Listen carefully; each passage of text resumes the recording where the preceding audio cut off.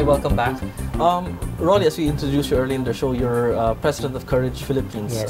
Could you please at least take a few moments to discuss what Courage is? Okay. Courage is an apostolate of the Roman Catholic Church. It started in 1980 by Cardinal Terence Cook way back in New York, and then it was introduced to the Philippines in 1995. It was approved by Cardinal Sin at the time, and as of now, around 150 members have gone through Courage. What I mean when I say I have gone through Courage, some people stayed, some people left for one reason or another. We're applying the 12 Steps program of Alcoholics Anonymous, which means to say that chine-change na namin yung first statement and we say that we are powerless over homosexuality. So parang you like ganun ba yung parang nakikita natin sa movie namang, hi, I'm Jemy. Hi, Jemy.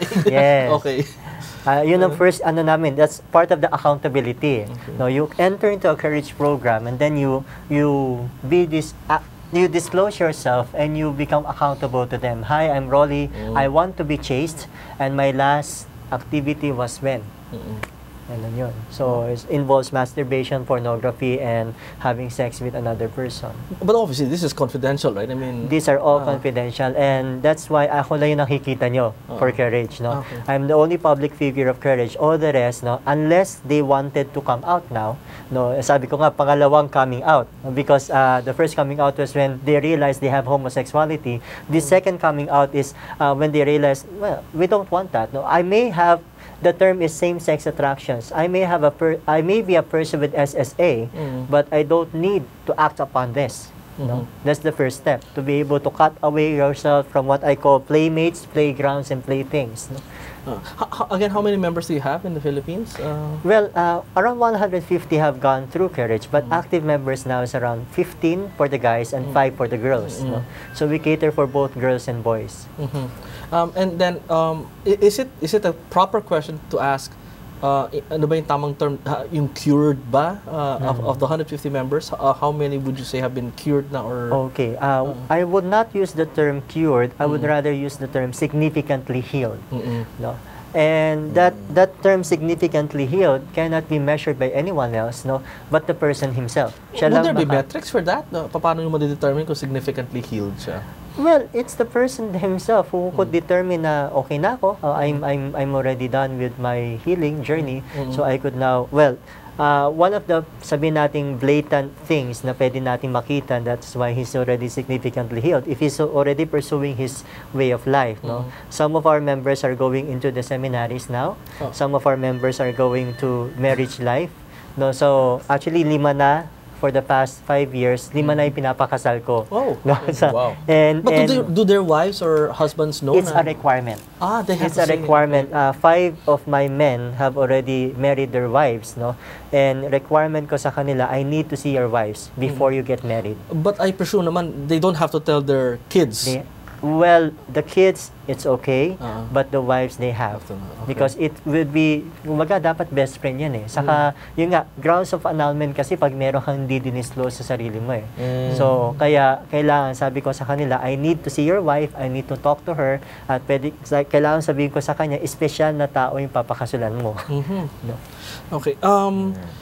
Well, if I may move on also kay Raul, you are, aside from the fact that you are a doctor of theology, you are also a part of the PAREF, the Philippine Parents for Education Foundation. Okay, and one of the things or the advocacies that you're bringing up as well is in the subject of single-sex schools. Yes. Yeah, single-sex, all boys, all girls schools. Madami kasing research dyan all over the world.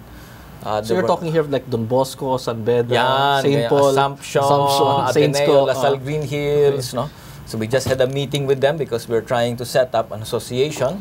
This is called the Association for Single-Sex Educators in Asia. So dumalo sila. At pinakita namin sa kanila yung research na nagsasabi that there is a single-sex school advantage over co-ed. Advantage in what sense? Advantage in academics. Mas mataas yung college entrance test results nila. Kaya dun sa mga co-ed. From high school to college. High school to college. Tsaka sa socio-emotional development. Leadership, social relations, no? and emotional development, no, self-esteem, self-concept. Maganda madaming mga research na nagsasabing mas madami siyang advantages, no. Tsaka malalakas yung mga research. Yung for example, the United States 2,000 studies yun na kinover nila, and they saw that really malaki yung mas magaling. But then of course here comes the obvious question, and I have to say, for full disclosure, I came from a single-sex school.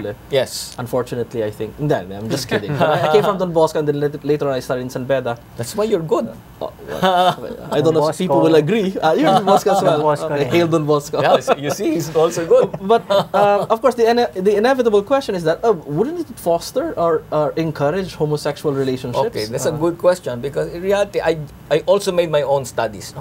What we did in PAREF is to interview the teachers of our schools, a single sex, who also studied or who also worked in a co-ed school. They also taught. Pina-compare namin sa kanila. Yung sabi nila ganito, may dalawa na nagsabi, yung co-ed school, it in fact promotes homosexuality. Oh, bakit? Kasi sabi nila, yung mga babae sa Pilipinas, they are so loving, they're so kind, they defend them, no? And then they're also the top. In a co-ed school, the top students are the female students. So they look up to the women. So once they look up to the women and they defend them, they're good to them, then they self-identify with the women. So yun yung analysis ng dalawang kasama ko sa mga eskwelahan. Okay. Well, but that's interesting. From all the discussions also in segment 1, para bang lumilitaw, they keep saying macho society daw tayo, pero parang lumilitaw from what you're saying, we're more a maternalistic matriarchal society. Yeah. And is that common for the rest of the world? I mean, although I do know that the Philippines is probably one of the very few countries that does not come from a warrior culture. I mean, Japan, England, US, and the like. Pero is that in a way affecting you? Yes. No, in fact, one of the teachers who mentioned that precisely mentioned the matriarchal society as one of the roots of having many homosexuals. No? Precisely because one of the factors, there are 3 top factors according to what I've read. No? One is the absent hostile father. The second is... Kumbaga wala na siya ron, mainiti palagi ulo pa. Yes. Oo, that's right. Okay. Absent, hostile. And the second is smothering mother, dominant. Yes. Diba? And then yung third seems yung hostility from same-sex peers na binubugbog siya. Siyempre, pagka ganito yung mga lalaki sa buhay niya, magsa-self-identify siya doon na nagmamahal sa kanya, yung dominant na nanay. No? Yun daw yung top 3, at least. I don't know kung tama yan, but then yun nabasa ko. But if I may add, Raul, what about the fact na you have a family, tapos 5 babae na magkakapatid, tapos biglang-bigla may isang lalaki? Is there a danger of that one brother, yung sibling na yun, magiging gay? Well, if the factors are there, there's a possibility. But then if the father, for example, is very dominant in his life, no? And is really very present, no? Hindi, walang problema yun. Okay. Actually, dun magkakaroon na interaction between the environment and genetic. Genetic here comes from the fact that not all men, not all boys are born na mahilig manood ng pakyaw, mahilig ng sports, na hindi iyakin. Because in our culture, no, pag umiyak ng isang bata na lalaki, ano sinasabi? Huwag kayo iyak. Pag umiyak ka, bakla ka.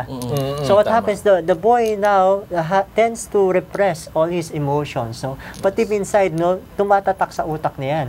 Pag umiyak ako, emotional ako, therefore bakla ako. So, parang nagkakaroon na tuloy ng self-defeating prophecy yung bata because of that. And siguro isang statement na gusto kong sabihin, I will borrow it from Dr. Melvin Wong, one of our psychiatrists, is that Filipino? No, he's a Chinese. No, he just came over last year. At ito yung statement na sinabi niya. A mother can teach her son to become a good boy, but only a father can teach his son to become a good man. Which I think is also a very good argument for retaining yung family talaga sa social institution, which we could probably discuss in another episode as well. But again, from the way this discussion again is going, lumilitaw, the Philippines seems to be very tolerant of homosexuals, unlike in the other countries. So how come it's parang creating a big deal here in the Philippines? Considering we sila Pacifica, Falayfay, and all the others, we seem to have accepted them. And yet, at the same time, we don't seem to want to give them the same rights as heterosexual persons, for example. What's the disconnect there? Or is there really may disconnect? Well, if you're basing it on yung mga rights, we have to keep in mind na ano ba ang homosexual? Lalaki, mahilig sa lalaki o babae na mahilig sa babae. Yung starting point pa rin niya is lalaki and babae. So, based on our laws, covered pa rin sila ng mga batas, may rights pa rin sila. And given that, well, lalaki naman talaga to or babae, may tendencies lang or may ibang hilig, they covered pa rin sila ng mga laws natin and there's really no need to create a sudden new law specifically but for why people is it na that para bang, okay, fine, we say that they should not have the same rights, like for example, sa pagkakasal. Pero apparently, I mean, do you know of any person, unlike sa Europe or in the Americas, na pag may nakita kang homosexual, binubugbog? I mean, in fact, in any of our schools, if ever, tinutukso lang siguro, but that's as far as it goes. And don't you think parang may disconnect nga ba in our society? Or?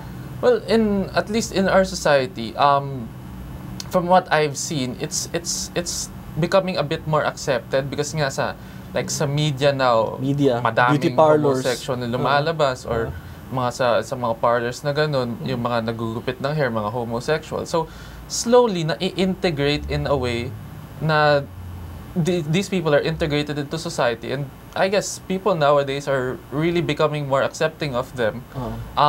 With regards making new rights or not. Whether that's good or bad is something that we have to discuss, and we'll take it up later.